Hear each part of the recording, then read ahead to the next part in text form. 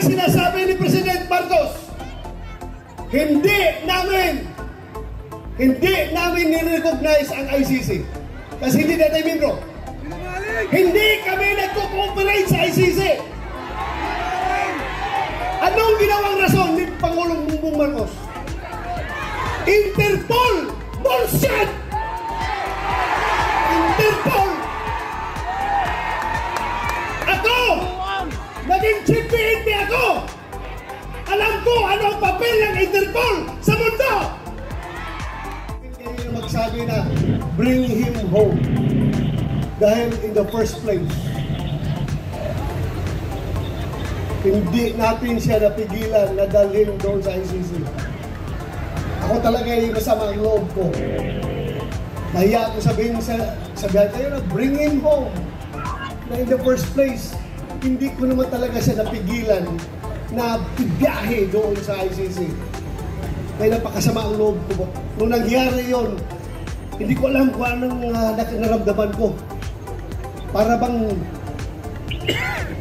ganito na tayo ngayon, ka-helpless.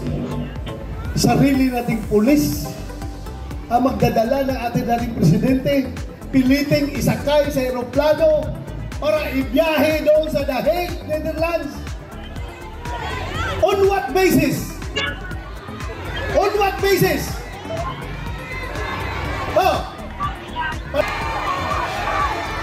Huwag niyo akong lukuhin! Commitment sa Interpol! Bullshit! Interpol! Presidente ka! Presidente ka ng Pilipinas! Bobo! Bobo! Bobo! Presidente ka ng Pilipinas! Bobo!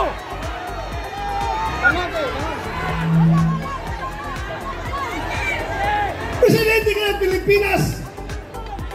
Magpaprison ka sa Interpol? Ha? Pero ang lumalabas, mas gigil na gigil, mas attack sila kaysa Interpol, kaysa ICC. Attack sila na ibiyahe si Pangulong Duterte. Bakit? Di ba katungkulan na ating gobyerno ayon sa ating konstitusyon to protect, to serve and protect the Filipino people? Siniservisyohan niya? Yung mga dayuhan, hindi ang Filipino people. Kasi ang Filipino people, yun ang pinadala niya doon sa The Hague. Alam nyo, habang kinakarga siya sa aeroplano, nag-struggle sila doon. Wala na kayo magawa. Dahil nandun ako sa Davao, kino-coordinate ko yung ating yung petisyon na ginagawa natin na hindi nakahabol. Hindi ako sumama sa Hong Kong dahil sa gabi na yon, alas 3 sa madaling araw dapat ang biyahe ko papuntang Hong Kong. Pero mayroong nag-leak sa akin na informasyon.